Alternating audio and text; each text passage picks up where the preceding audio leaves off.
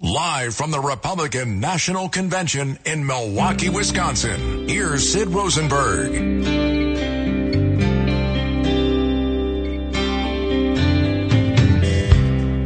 They say misery loves company. We could start a company and make misery frustrated, incorporated. I know just what you need. I might just have nothing. All right, 8:21 and the Tuesday morning, day two, back here on Radio Row. And sitting to my left is a dear friend of mine, not just a terrific politician, great congresswoman out of Staten Island and Brooklyn, but a friend, a real friend, over the last couple of years, Nicole Malliotakis. Great suit, by the way. Thank you very much. What is that pin you're wearing? What is that? This is my congressional pin. How'd you get that? I worked hard. I raised a lot of money and worked hard. So when you actually win and you become a member of Congress, it's kind of like La Cosa Nostra, right? They cut your finger, they give you a pin. It's a whole thing, right? Yeah, well, this pin is one of the benefits of being in Congress because I can actually get around this building. Is that right? A little bit easier, yes. But you still need a credential. Need a credential, but, you know. Don't you think, and I understand our friend, the president, just got shot a couple of days ago. Yeah. But don't you think security here is a bit much? No, look, I think it's warranted, especially what happened the other day. It's a lot of walking. We're getting a lot of steps in because the perimeters are huge. But, look, I think it's obviously in this day and age, it's just sadly necessary. Yeah, I think it's a bit much. I think it's necessary. This is a bit much. Well, you're a tough guy, though. You could defend yourself. I get very angry. Yeah. Yeah. I was angry yesterday. I had to walk out of here and had to walk a pretty good distance over the Milwaukee River Bridge to find a spot where I can get an Uber to get back to my hotel. I'm staying all the way out west. And you're not going to believe this, Nicole. I'm standing on the corner of State and Water Street here in Milwaukee, and across the street in this park is a massive, I mean massive, pro-Palestinian rally. One guy actually made the mistake of saying good morning to me. He was wearing a Free Palestine shirt. He said good morning. Couldn't have been nicer. I said, don't you talk to me. He said, excuse me? I said, walk across the street, you Jew hater.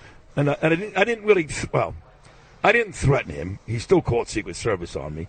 But I couldn't believe, right here, 5 minutes away, it's not just in New York, huh? Well, I'm sure they're from New York. They probably came all the way over here just to annoy you. Well, we do a terrible job with that in New York, too. I mean, terrible job, no? Well, look, I think it's unfortunate that young people have this is part of the problem with our education system. And they're not just pro-Palestinian, they're actually pro-Hamas. They're actually rooting for Hamas. Right, that's right. There's a difference there, but Hamas is, I mean, they were happy when Hamas endorsed them. I know. Right? And so did Iran. The Iranian Ayatollah endorses them, and they're excited about it. It's unbelievable. And I'll tell you this, because it was the first day of Passover, Monday, and I went to Columbia, and I took Anthony D'Esposito, Bruce Blakeman, Mike Lawler, and the actor Michael Rappaport. You came 2 days later with Mike Johnson to Columbia. And I said this to Bill O'Reilly. There's no school right now. It's kind of quiet. The last bad incident was the train and outside of Nova. If you don't think when school starts in September, they're going to be right back at Columbia, NYU, you're somewhere between naive and stupid and closer to the latter. They're going to come back. And you know what? I'm really happy my House Ways and Means Committee last week passed out my legislation that would fine these schools if they're violating these students' civil rights. If they're not protecting these students from anti-Semitism, and they have a complaint filed to them and they're found guilty, then they will be fined. And I think it's really important that we send that message. We're going to hold these institutions accountable. In fact, the day we announced that we were going to be taking up this bill in my committee was the day that 3 of those administrators were suspended indefinitely. And I think it was in response to seeing our bill coming out, knowing that we were going to be passing it out of the Ways and Means Committee, and I hope we take it up on the floor soon.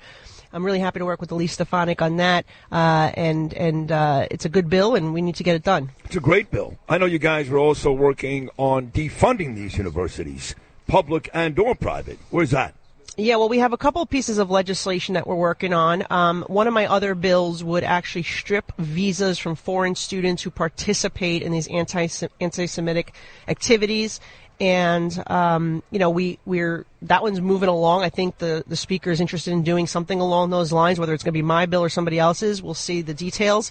But I think that's really important. And then, of course, stripping 501c3 status has been on a discussion. We'll see what happens there. But stripping federal funding is one bill that I've also introduced.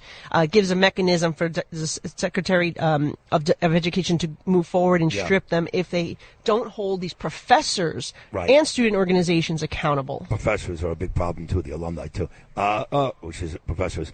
I'm a New York guy, you're a New York girl, and I'm a dick. I understand that.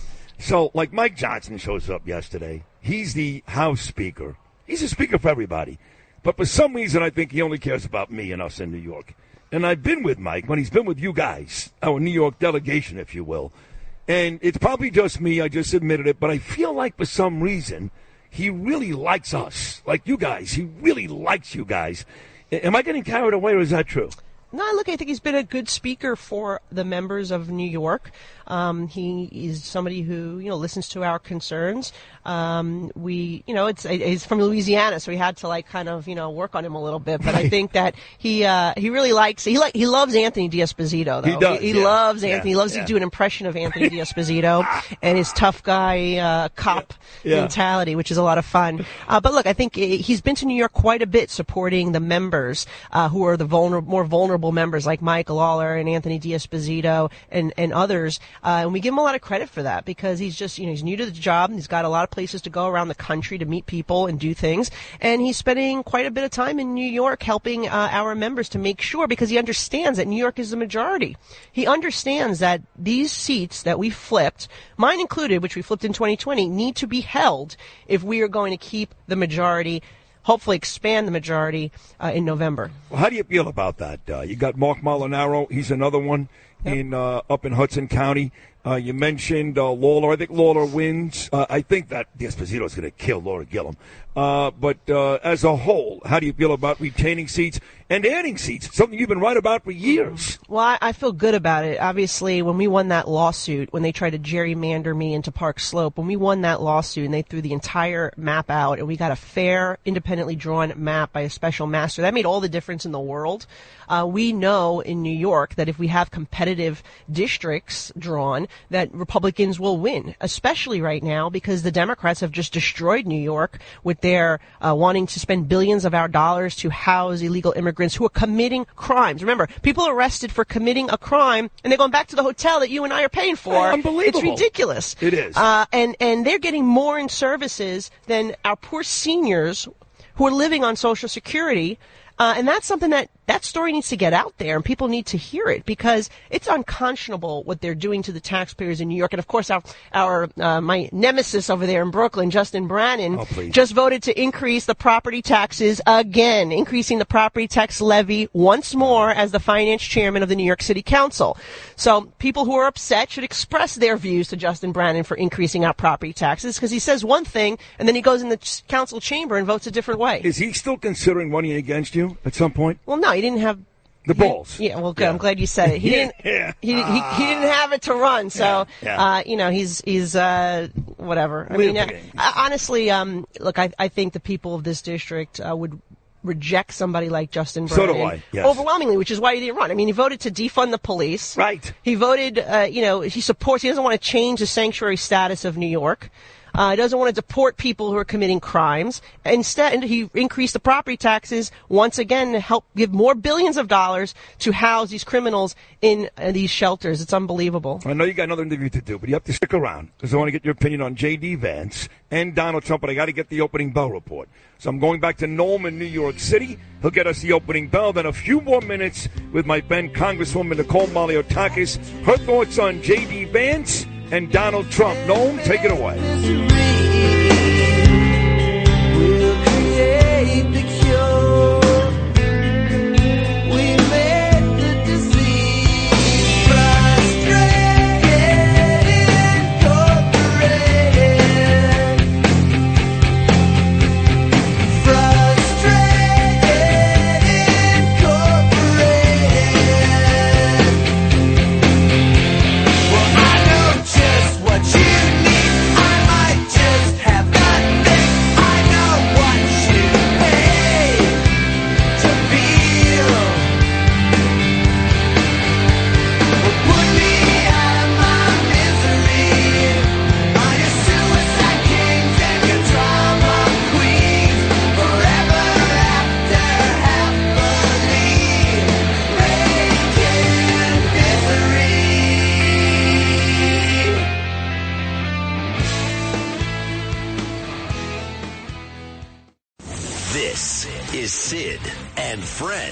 in the morning. 77 WABC.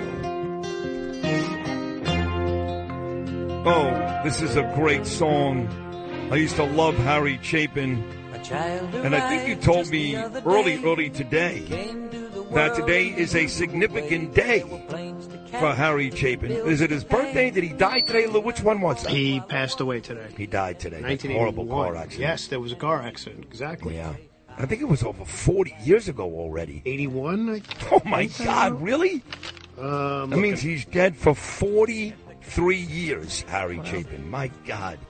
Anyway, thank you for that, Lou. Back here on Radio Row, Nicole Malliotakis is with me. So Trump loves you, and I know that for a fact.